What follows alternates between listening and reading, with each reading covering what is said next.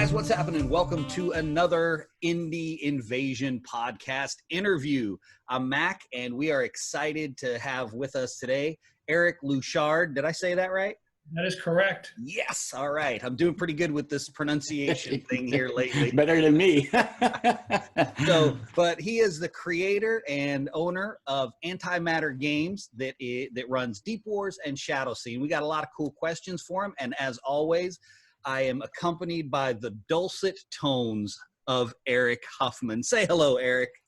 Hello out there. That sounded like it needed to be followed up with a don't forget to tip your waitresses and welcome to the Kit Kat Club. So anyway, hi guys. Welcome, Eric. We are glad to have you here with us tonight. Well, William, thanks for having me on, and hopefully I can answer some good questions and help people know what our game is about. Well, I don't know if you can answer any good questions, but we do have questions.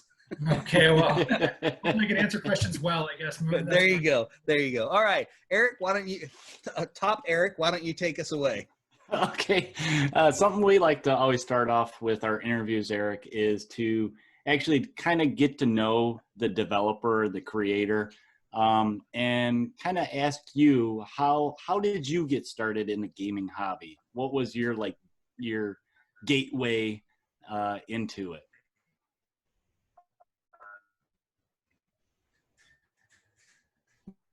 Initially, probably like a lot of kids from the early 80s. I got a D&D Red box set when I was 10, and that was the first introduction to any type of gaming. So it was just me and a friend, and we just started figuring out how to play role-playing games in general, and just something different than your typical board games. And it was such a new experience. It really captured my imagination and what you can do with gaming.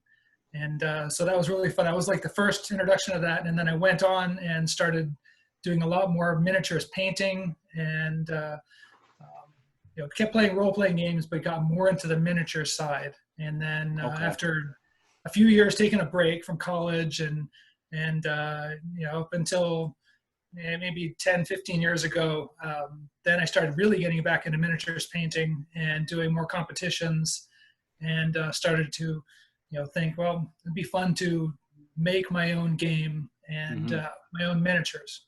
And that's where the original ShadowSea came from, and Deep Wars after that.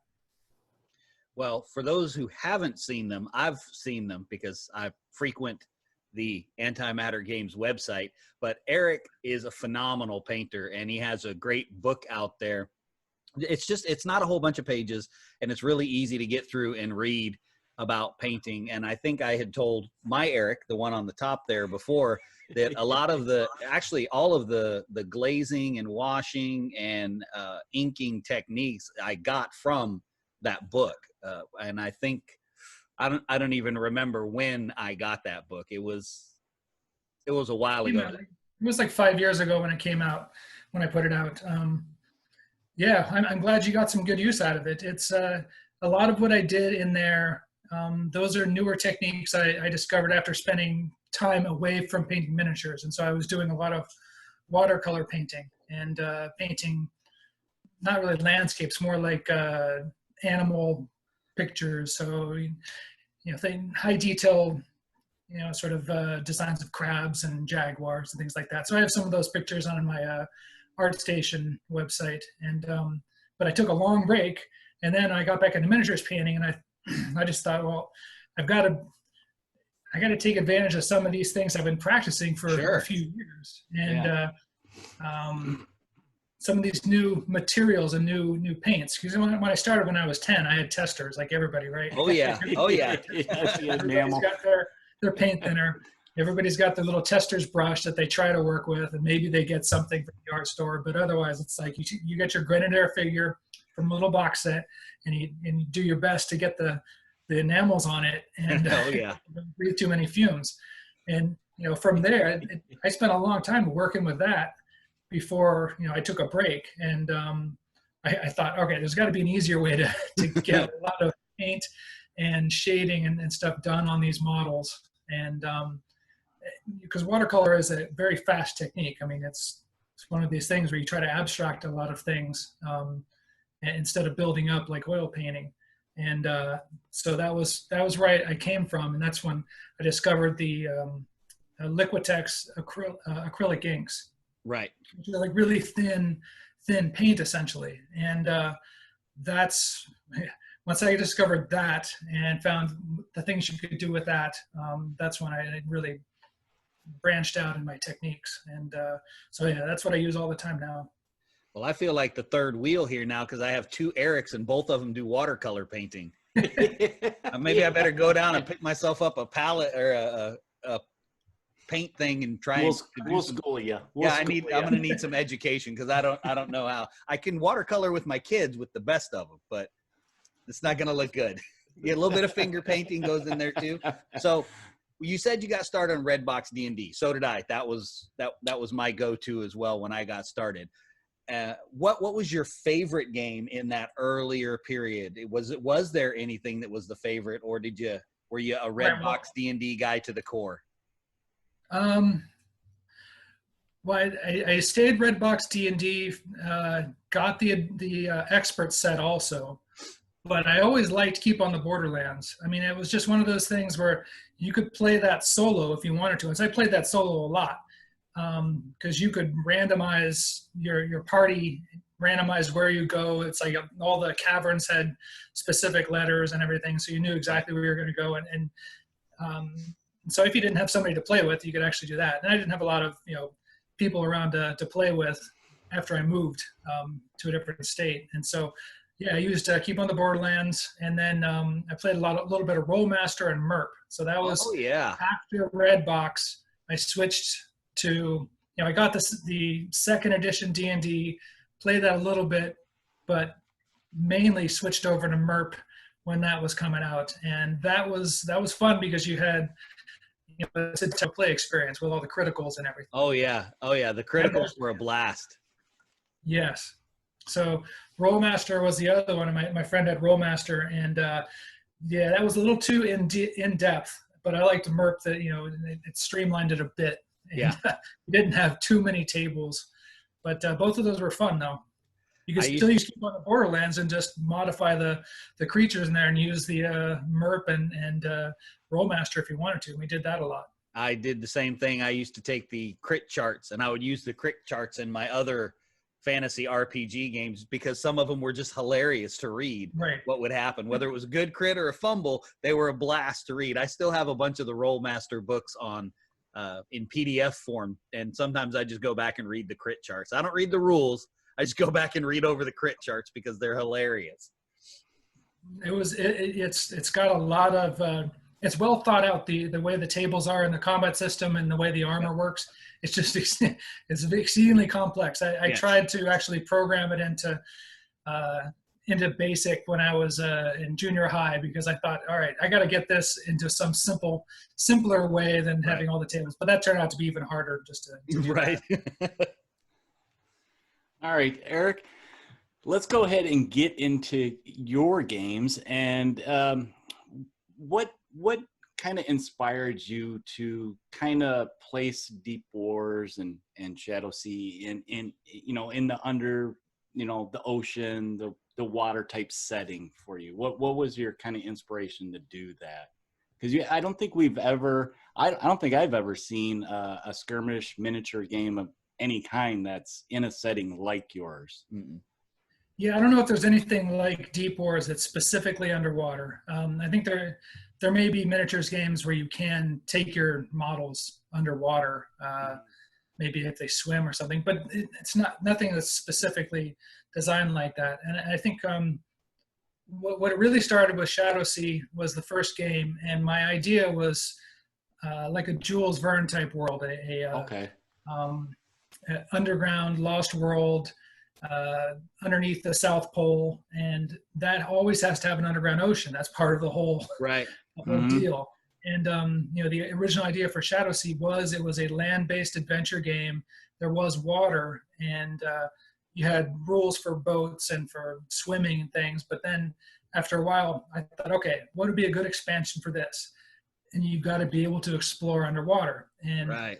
but for me, it was logical to make an entire game underwater. I don't know if anybody else would have thought that would be logical, but that was the most interesting thing to me, because once you have I mean, the underwater world itself is really, you know, unexplored normally, but having an underwater world that's in a, you know, a lost world with Atlanteans and ancient cities and all kinds of things that you could discover, I thought that would be even more interesting. And have submarines that you could explore areas and have different battles underwater, on the surface, breaching ancient wrecks, that sort of thing. That seemed to be interesting. And my background was also in marine sciences, so you know, I could take some of what I know and apply it to how to describe the environments and Mm-hmm. what is necessary to do I mean, you got to be able to play the game, and it should be simple, but you want to have some sort of crunchy rules to understand. Yes, if you rise too quickly in the water column or Right. dive too quickly, you can get barotrauma, you can get the bends. Yeah. Things like that. People like that. Hydrothermal vents, if you get too close to them, you can get killed, but you can mine crystals, things like that. And that's actually, you know, an actual thing. Right. There are companies looking to mine next to hydrothermal vents to get minerals. So I just took things that I had known and had researched and tried to incorporate them in the game to make it a little more interesting. And Okay. incidentally, making hydrothermal vents out of hot glue for your table for Deep Wars is pretty doggone easy. And if you go in the Facebook group, you might have to scroll back a little ways, because I made them a long time ago, but I did just a little picture tutorial on it. I made it with hot glue, bases, and straws. And I love them. I think they look great. I don't care what anybody else thinks. I like them, doggone it. I mean, they can grow in any direction you want. So that's the thing about them. There you go. So having kind of set the tone for where you got the inspiration to put it where it is, tell us a little bit about the actual game. What's going on in the world? We like to preface this question with, feel free to ramble about your game as much as you want to, because the more you ramble, the more we enjoy it and the more we learn. So just introduce us to ShadowSea and Deep Wars.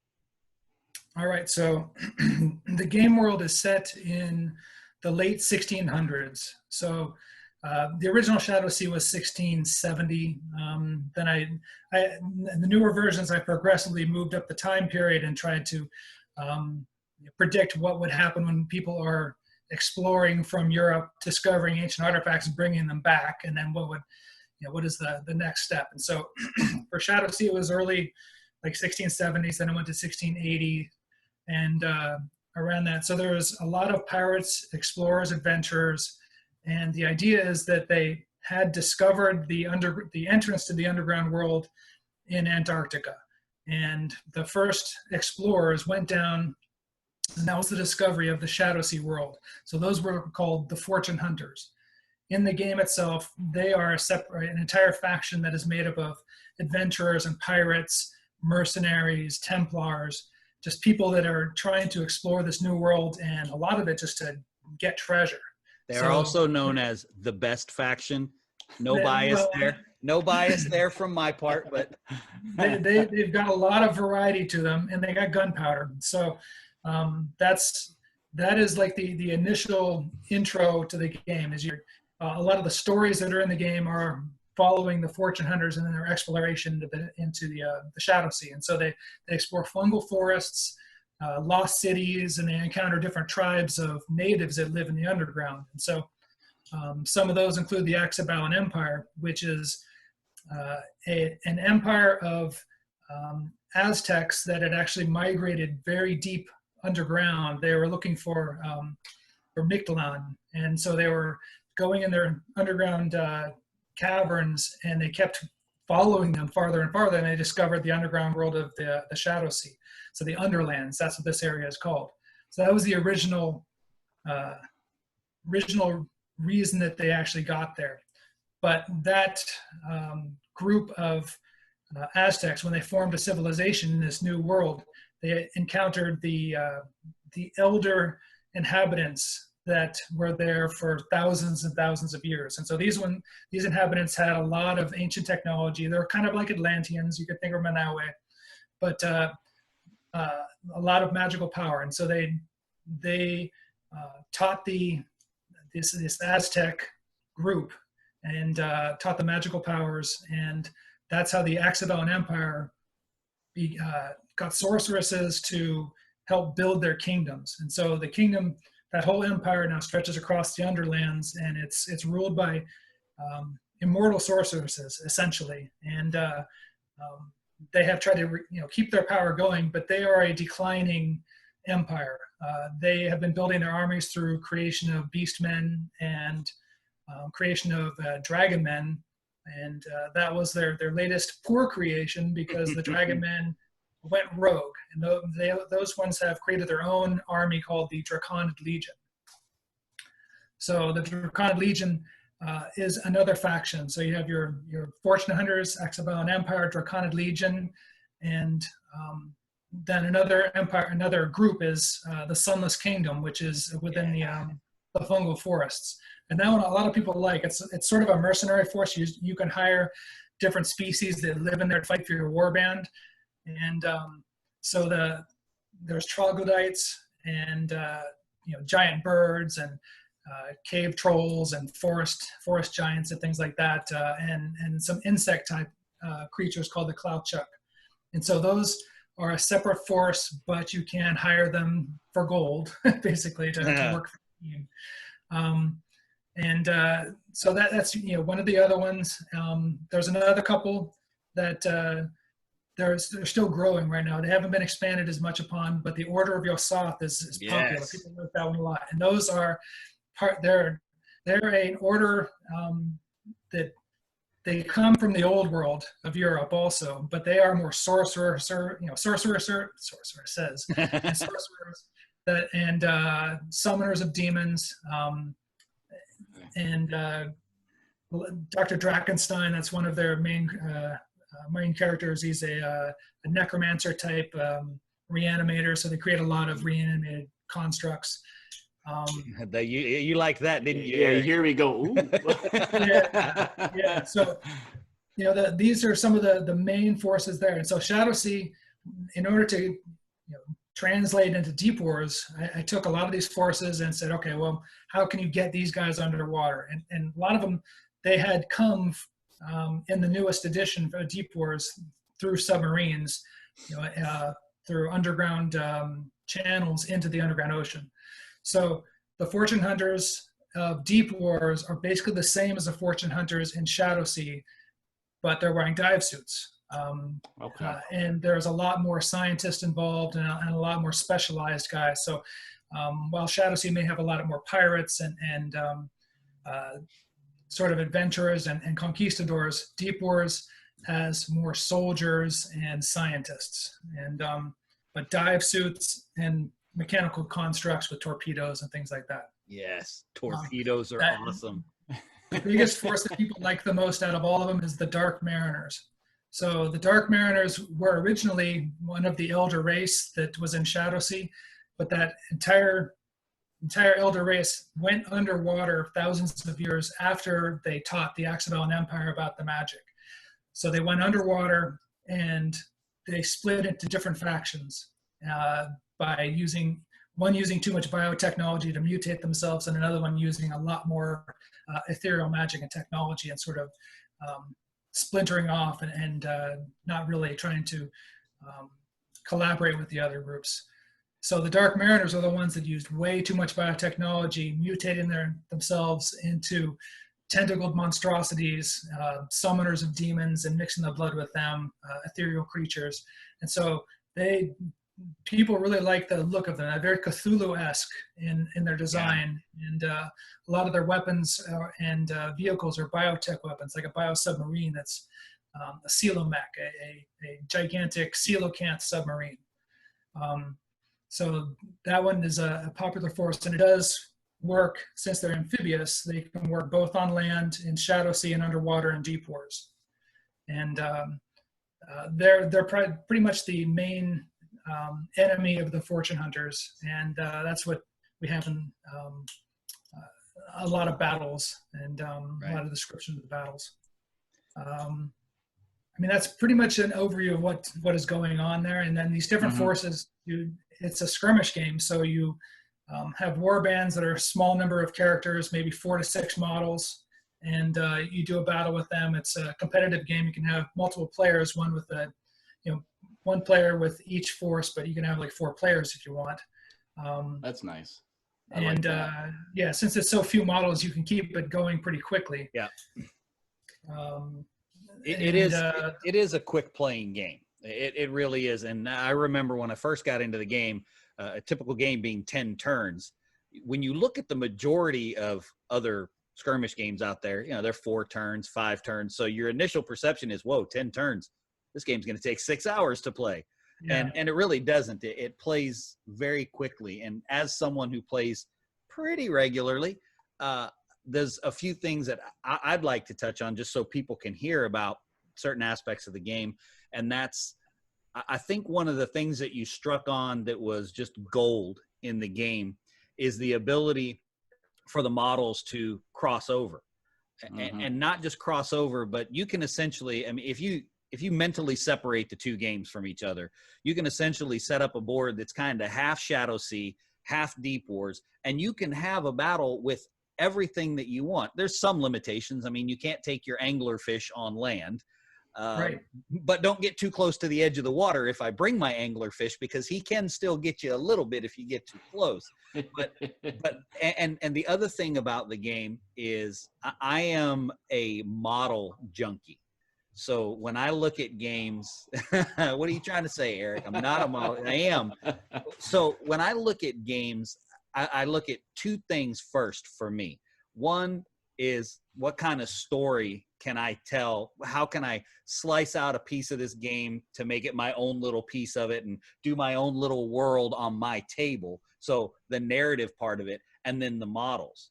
And we actually just discussed this the other day, Eric and I did, that there's 3 companies' models that I try and buy absolutely everything. And one's Twisted, Demented Games, the other's Drowned Earth, and the other one is Everything You Make. Because the sculpts, I cannot emphasize enough, they're absolutely gorgeous, and they just ooze character. And the Dark Mariners literally ooze stuff and character, but there's a lot of oozing going on with the Dark Mariners, but they're absolutely stunning models. And if I'm not mistaken, you sculpt some of them, don't you? Yeah, I did when there was more hand sculpting involved. So I have sculpted a lot of the Draconid Legion and some of the Fortune Hunters, like just a couple, but mostly Draconid Legion, and some of the big creatures like the giant anglerfish I sculpted, the dire fish lizards, the ones for the scaly horde, which I didn't mention also. I guess going over all the different forces, I gotta forget. But the scaly horde is giant creatures, underwater monsters, and they're mercenaries as well. But so a few of the and for ShadowSea also, I like to sculpt bigger, big creatures. Right. So Kalath the Reaver was a giant, like a triceratops, armored triceratops with a dragon man riding it. So I did that, and the skullcracker bird. That was one of my first ones, actually. I love the skullcracker. Yeah, that one was fun. So I tried to really capture the art there because I liked the sort of the look on his face, the expression of the bird.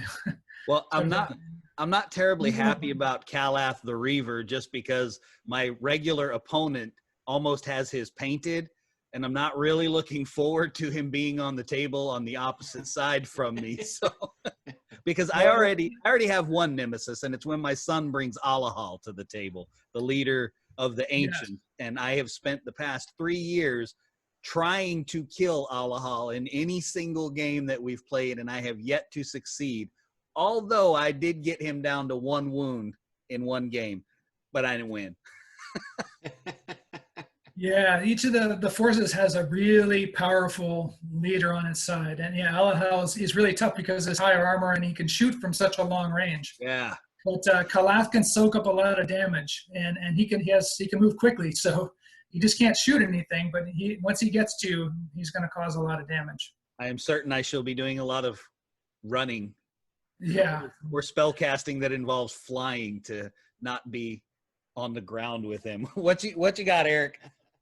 Okay, so to pick your brain a little bit, what kind of stuff do you guys have in store for the game? What do you got in development? Any kind of breaking news you want to unveil to everybody? Okay, well, what I've been working on recently is a side project called the Uncharted Realms, and that's actually starting to grow a little bit more. Okay. A lot of that was designed, it's the same game world. And what it is it's going to be the ShadowSea and Deep Wars game world about 5 or 10 years in the future from where 2.5 is. So extrapolating from where we are right now in the game, where these different forces are battling all under the underground right now, so underground ocean, the Underlands. But what happens in 5 or 10 years after that? So what is going to happen is the battle will take place over the entire planet now. So underground forces, some of the main underground forces are going to be invading the surface world and invading the old world of Europe. So that is going to be the main thrust of what happens in Uncharted Realms. Now, it has a different name than ShadowSea and Deep Wars because it is sort of a different game. But in the end, it's all the characters are going to be the same. The rules, I think, are going to be slightly different. Okay. We're looking at a D20 type base and a little more RPG-esque in some of the way it is. It's going to be presented. What I'd like to do is have more of a capability for solo gaming. That's exciting. Narrative adventure. So in the 2-player starter sets for ShadowSea and Deep Wars right now, those box sets come with a rule book that has a narrative adventure with multiple scenarios. It tells you exactly what to do for the scenarios and how to run them. And you could, in theory, play those solo. And the Grace Flynn game also, that is a solo type adventure. And that is the type of, those are fun to write. I mean, I have a good time writing that, and it helps to keep the fluff moving, the entire storyline. That's part of a big thing of what I like in these games is to try to have an ongoing storyline, so all these characters and all the scenarios can make sense and have play sort of a grand part in everything. Have a purpose for you wanting to take them. It's not just you meet, side A and side B meet in the field. And, I mean, you can do that if you want, and I give everybody the option for that. But I want the game to be, at least Uncharted Realms, I like all of them to be a little more than that.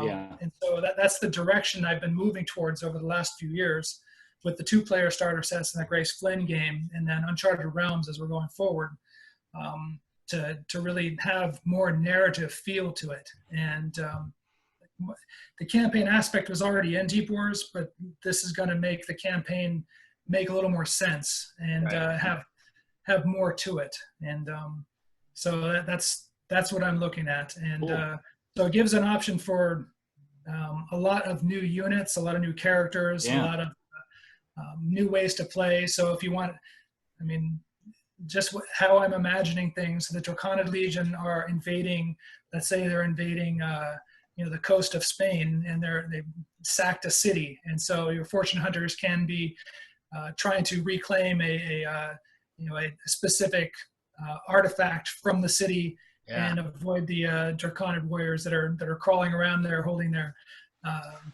cannons and fire crystals and everything. So there's that aspect, and then the Dark Mariners rising from the depths, taking a city and then a submarine battle off the shore, or trying to fight off the Dark Mariners from a large galleon, things like that.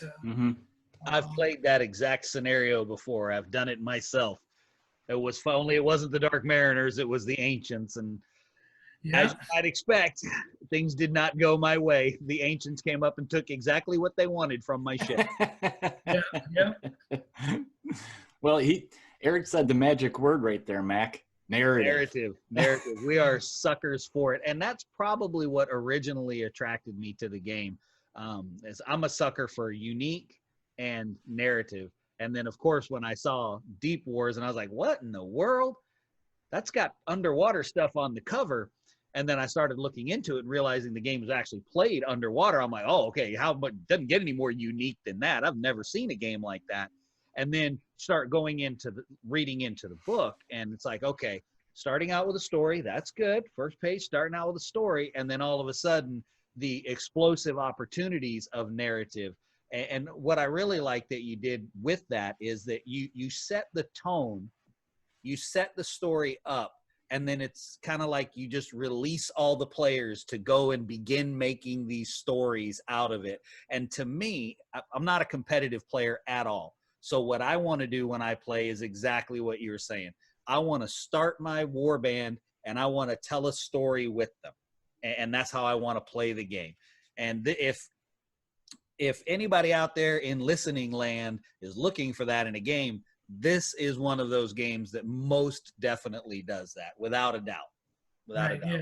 Yeah, the current version of Deep Wars and ShadowSea both have a big narrative feel to them. They have the campaign improvement over time for war bands and for individual characters. It's sort of a Mordheim type thing. And a lot of different environments. That's what the books have a lot of description of how to set up your maps with the different environments with deadly scenery and wild creatures that have their own type of AI routines. And that's definitely something that Uncharted Realms and sort of the next levels for Deep Wars and are going to really build upon. That's got to have more wild creatures, new AI types, boss creatures, things like that you can have your war bands. They'll be battling each other. They turn their back. And all of a sudden, one gets eaten by a gigantic, Tyrannosaurus or something like that, or stomped by a forest giant, or you stumble into the wrong fungal patch. That's right. Yeah, that's never happened to me. Never. One wrong move, and you're dead meat. So it's that's one definite aspect that people like about the games is there's the environment itself is something you have to worry about. A lot more sometimes than your enemies if you're not careful. Yeah, and I love that. I love modeling that, being able to build those little patches to put on the board. I have boxes of stuff that I have built that is nothing but dangerous terrain for Deep Wars and ShadowSea. They're just boxes of different kinds of dangerous terrain that I can throw on the table because it's such a great idea. It speaks to me because for me, when I set up a table, it's like the third player in the game. And when you have dangerous terrain, well, then it really is the third player. It's not just a building, it's interacting with what's going on, and it becomes something you have to consider. So it's not like you had to convince me to play anyway. I mean, I'm sitting here with my Deep Wars shirt on. Sure. But for those who are watching this, a lot of people have said they like they love Mordheim. They love that type of adventure where you're building your war bands, you're improving them over time, you're having sort of a narrative battle, and they like more of that, and that's what this is. It's just it's got a different type of feel, of course, because you have underwater and you have land and sort of the Jules Verne aspect and steampunk and crystal tech and Cthulhu, a lot of that mixed together. So people seem to like that aspect of it. Yeah, it's a wonderful environment. So now this one, nobody so far has liked this question as a developer because it's hard for you. What's your favorite faction or your favorite character in the game? My favorite faction was always the Draconid Legion. I'm just always partial to lizard men and dragon men and dragons. Okay. And so, plus I sculpted a lot of them because I just like sculpting them. And right. I like the Scaly Horde also. The Scaly Horde is technically the Draconid Legion underwater. Right. Plus a lot of giant fish and things like that. So I'd say if it was, ShadowSea's Draconid Legion, underwater, probably Scaly Horde, because I just liked sculpting those guys. And those are the last ones that I did by hand sculpting. And it's just right up my alley because it's biological creatures. Right. Well, The dire fish lizard's my favorite model. That's my Yeah. favorite one. I've got 3. Yeah, that was fun to sculpt. I got to say that. They're fun to watch eat people too. That's a big favorite of mine. All right, Eric, what games do you currently play right now? What is on your table that you're playing? That's a good question. I don't have time to play a lot of games. The thing is, I feel that pain. Conventions were going on, then I was prepping and running demos and getting stuff ready. And so just running Deep Wars and ShadowSea. Right now, I'm not actually doing any tabletop games other, I may be looking at some, but I'm not, I don't have an RPG game going. I don't have any other stuff going on. I'm sort of in the middle of designing right now. So you're a busy man, basically. Yeah, unfortunate, but if I was, I would probably play 5th edition D&D because I got the rules. I got one of the basic starter sets.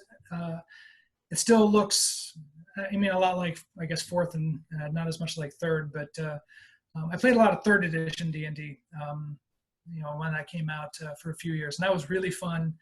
But I guess I like the concept that 5th edition would be sort of like 1st edition in the way that they abstracted some things, and so I thought that would be fun. But yeah, that would find that time. I would play.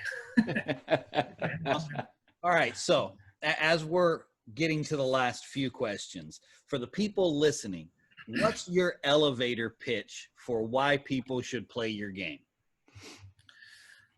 All right, so if you like tabletop skirmish games with a lot of different characters, steampunk, technology, ethereal magic, Cthulhu, and you can have underwater games of submarines, exploration, as well as playing on land, this is really the game for you. So Deep Wars or ShadowSea, or combining them both together. It's got a lot of different aspects that make it fast and easy to play. It's quick to learn. You have game cards that have all of your stats on them, so you don't need to have a lot of bookkeeping to keep track of things. You can mark your wounds on the cards. The stat descriptions, special abilities are all on there. It doesn't take much time to learn to play, and the games themselves are very quick. And it only uses a few dice rolls, but you do have a lot of variety of things you can do. So instead of just killing each other, you can pick up treasure. You can explore, long lost structures, break into sunken shipwrecks to steal things, activate ancient magic and ancient technological devices, use them in battle, ancient death rays that are on top of pyramids. The battle can be not with the dragon. Not with the dragon. Yeah. And so there's a lot more to do than just one-on-one beat 'em up. You can do that if you want to, but you can play the game a lot of different ways. And you can use a lot of your miniatures you have already, and you can create your own custom stats for them. So that is, there's a construction kit for making your own custom models that's in the book itself. So, you got some models lying around, you can stat them up and use them in the game. So cool. I think it's very flexible, quick to play, and you can play it pretty much any way you want. Yeah. I think it's just a unique environment. It gives people something new to try. Yeah, it sounds like an adventure on the table, basically. Yeah, yes. And I frequently stat up models because I may or may not have a few extra ones lying around that sort of fit the bill, maybe piles of them that probably even still need to be painted for it. So I've statted up a lot of guys because I was going to say, if you hadn't added that part, that was my addition to the elevator pitch for the game, is that's great. It's almost like it's semi-miniature agnostic. You've got the models that are part of it, but you can build your own too and throw them on the table with the scaly horde if you have fish or whatever. And so that's a big selling point to me, is being able to bring my other models into the game so that they don't just sit on the shelf and collect dust. Sure, yeah. What a lot of people like for Deep Wars is you can use aquarium scenery. And so that is some of the cheapest scenery that you could possibly find anywhere. Giant rocks and submarines and all kinds of plants and everything. that stuff is dirt cheap, and you just drop some down and put it onto, you know, anything you want, and you're ready to go for a battle. And if you want to have wild creatures, if you don't want to, you know, get resin ones or metal ones, you can buy a tube. Yep. I forget what company makes it, but the tube, Safari Limited. Sharks. Yes, Safari Limited tube. Yep. And get a whole bunch of sharks, put them on a base, you know, and you're ready to go. Most definitely. You've cleaned out some pet stores, haven't you, Mac? Now I've cleaned out Michael's and Hobby Lobby of their tubes as well. Yes. Yeah, one of the other things that we've been trying to really get into now is the 3D printing aspect. And so a lot of the scenery, a lot of really detailed scenery, you can't really buy at a pet store. You can't get pyramids and you know, gigantic biosub racks, things like that. So we have made 3D models for these, so you can print out all kinds of different things. And we've really, you know, done a lot of that for wild creatures also, things that are a little more difficult to find in a tube.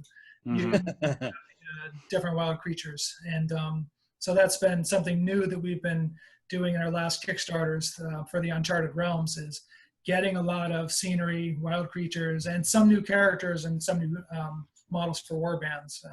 So we're moving along with that as well. Yep, that's been awesome. All right, well, Eric, you said you didn't have a whole lot of time, but is there anything on your hobby desk, any paint projects, or you know, you building any miniatures? Yeah, so I just I painted 2 of the dinosaurs that were part of the Kickstarter a couple of months ago. So there's the Daggertooth King Lizard and the Finback Thunder Lizard. So those are the ones I just painted, took a lot of photos of those. Cool.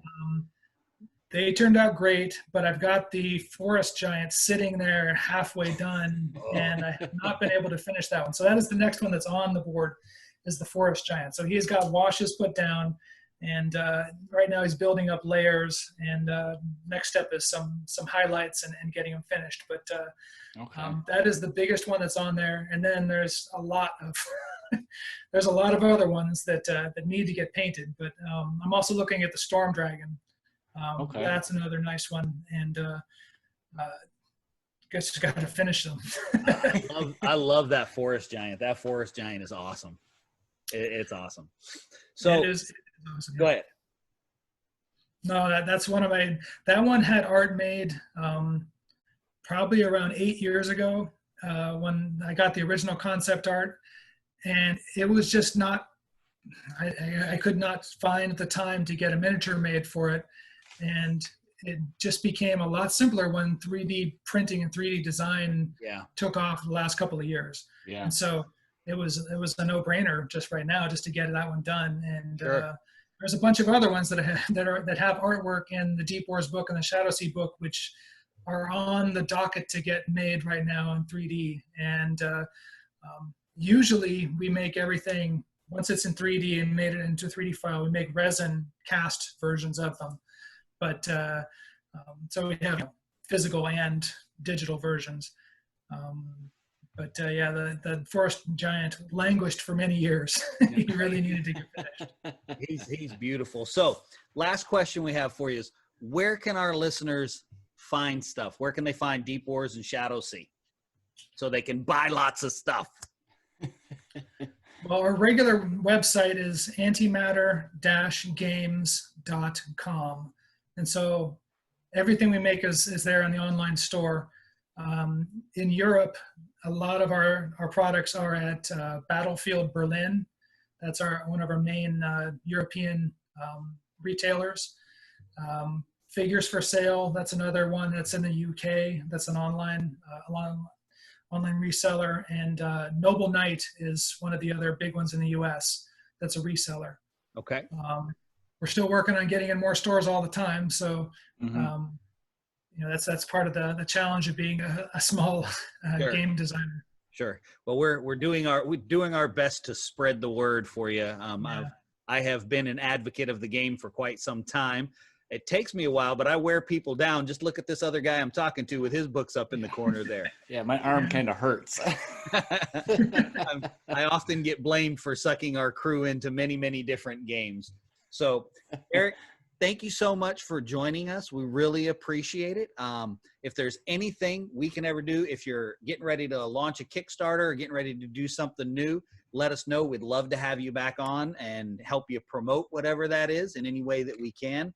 And for all of you guys out there listening, don't forget that you can go to the CoastalCon Facebook page. You can check out the Indie Invasion Facebook page as well. And we also have the Abyssal Realms Facebook group, which is Deep Wars and Antimatter or Deep Wars and ShadowSea's fan group. There's lots of cool stuff in there. Eric posts in there frequently. It's the kind of place where if you have a question in the middle of the game and he happens to be around, you'll get an answer that's going to be correct because it's going to be from him. And since he made the game, you can bet it's right, even if it's not what it says in the rule book, because it's his game and he can do that. But for the podcast itself, which this will be on YouTube and it'll be on our podcast channel on Podbean. But remember that we're available on Google Play, Spotify, iTunes, Pocket Cast, iHeartRadio, Stitcher, Podbean, and TuneIn, all of those wonderful places where you can find it and listen. And yes, I will continue to say every single one of them every single time because I worked hard to get us into all of those places. So on that note, if the Erics would like to say goodbye. No? Which Eric is going first? You're the guest, Eric. Yes, Eric, go first. Okay, well, I thank you for having me on here, and hopefully you guys, we can chat again and discuss some other things, painting or general hobby if you want, and sure. Yeah, it'd be fun. That'd be great. All right, Eric, do you want to take us out? Yes, I will take us out. Thanks for watching, you guys. Make sure you check all those different links that Mac's going to put up in the end of the video, and like and share and subscribe. And remember, when you're playing those games out there, prepare for the invasion. All right. Take it easy, guys. Bye, guys.